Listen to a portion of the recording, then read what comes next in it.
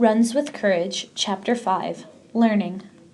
For the next moon, I felt like a rabbit that had been plucked from its home on the prairie, dropped in a pond, and expected to swim like a duck. As hard as I tried, I could not seem to go through a lesson or an activity without breaking a rule I didn't even know existed.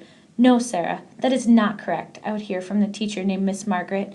"Sarah, that's not how we do things," Miss Beatrice would say. Crack! I would feel the sting of a ruler coming down on my knuckles because I had said or done something wrong or spoken out loud in Lakota.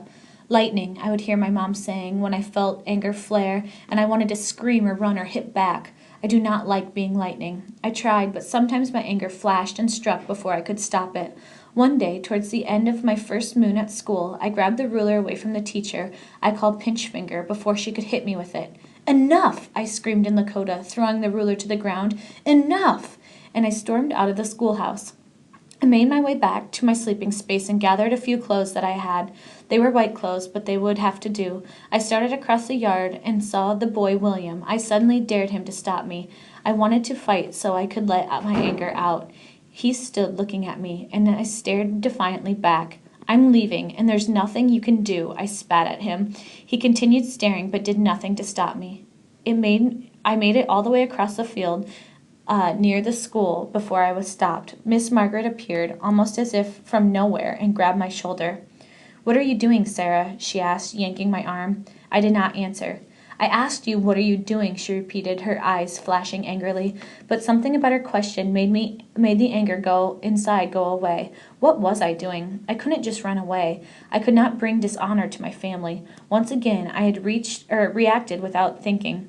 I no longer resisted as Miss Margaret dragged me across the schoolyard towards the school. "My goodness, Sarah, it's dangerous out there, and your parents want you to be here. Why would you waste such an opportunity?" she muttered, more to herself than to me. The boy appeared again, standing in his usual way. I turned away so I wouldn't have to see him. Miss Margaret took my clothes and pushed me into the schoolroom. Pinchfinger looked up briefly and then back down again. For the rest of the afternoon she made me stand at the back of the classroom, holding books in each arm. Their weight grew, and by the time she took the books back, my arms were numb. "You usually get hit if you try to run," Moonawake said, as she walked past me while I tried to shake feeling back into my arms. Walks Tall nodded. I knew my behavior was different from the other girls. I knew it was improper for me to defy an adult. In my Tiospa, no adult hit a child, not ever. I could not understand this form of punishment, and I could not understand the way of learning at the school.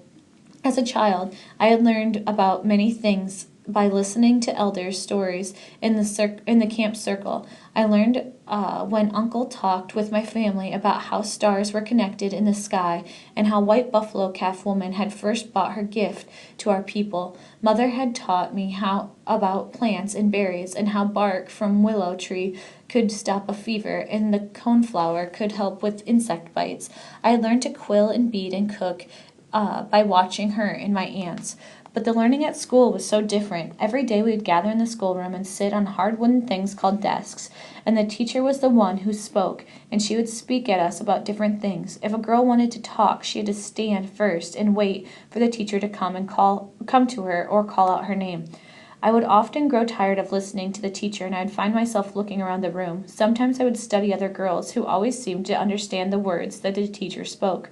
Other times I'd watch the boy, the way he slouched when sitting and stumbled when walking. Mostly everyone ignored him, but even he was sometimes hit. Besides hitting, the teachers punished in other ways, I learned. I discovered that words can hurt your spirit like a ruler can hurt your knuckles. During a manuscript lesson one day, I worked hard to make my letters match the handwriting example Miss Margaret had written on the board. I was trying to get used to making short marks fit together in things that were called words. In my Tiospa, there had been no words, no writing. Before coming to the white school, I'd only seen pictures used to tell stories. I finished writing the sentence and then looked and waited for Miss Margaret to check my work. "Beautiful," she said, smiling. I was filled with such joy that I began to dance, letting my happiness flow out so others could see. But instead of joining me in celebration, the room got silent. The girls huddled over their slates and suddenly working very intently, no one looking at me. I stopped, knowing I had done something wrong, but unsure what it was. That behavior is the behavior of a savage, Miss Margaret said loudly. Her face had lost its smile. I looked down ashamed. I didn't know what word savage meant, but I knew it wasn't a good word. We do not dance like savages, Miss Margaret continued. When we are happy, we smile and nod. We do not dance. We are civilized, educated. Do you understand, Sarah? I nodded, not looking up. Then continue with your lesson, she said, turning and walking back to the front of the room. But I don't understand, I would whisper to Moon Awake or Walks Tall at night, after the oil lamps had been put out. This was when we spoke in Lakota, sharing stories from our elders and repeating stories we had heard as children. What is the word savage? I asked.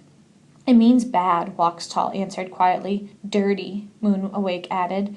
Is that what they think of us, that we're bad, that we're dirty? I asked, shocked. Not always, one of the sisters said. I think they like us mostly. What do you mean, mostly? I asked, feeling angry and hurt. Well, they just don't like it when we act uncivilized, I exploded. Uncivilized? I cried, getting out of bed, standing. What is civilized about hitting people? Is that civilized?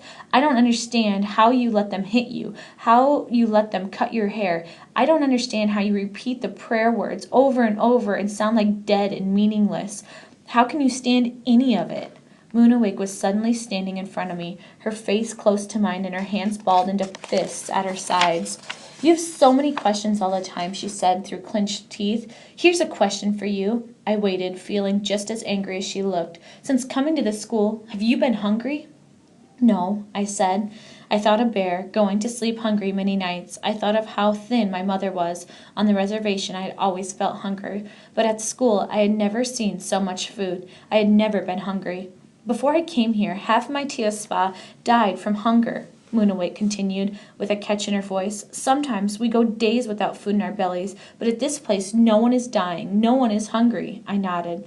So that's why I say their silly prayer songs, and speak in their white words, and let them cut my hair, she finished. Food, I murmured, thinking about how empty my belly had felt on the reservation and how full it felt at school. Suddenly I could see Bear's face and wished he could join me. Suddenly I was sad instead of angry.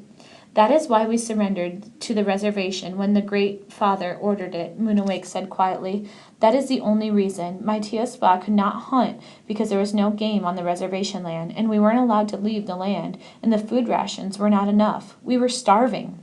I nodded. Food was what had brought our surrender too. But their food rations caused more death, I said. The reservation officials promised us cattle, and the scouts thought that they would hunt again. But the cattle they delivered already dead, and they were filled with meat sickness. After we ate some, the meat sickness spread throughout our camp quickly. My brother almost died, and my cousin, I swallowed hard, she died from the sickness. They promised food, but they broke that promise, Walks Tall says plainly. Grandfather says that the Great White Father breaks all of his promises, one of the younger girls named Small Rose added. I nodded. I had come to hate Great White Father. All around me I heard the sounds of sympathy. Our stories were different but the same. Each of us knew death well. It had lived among our people like a trickster spirit, stealing from us those that we loved the most.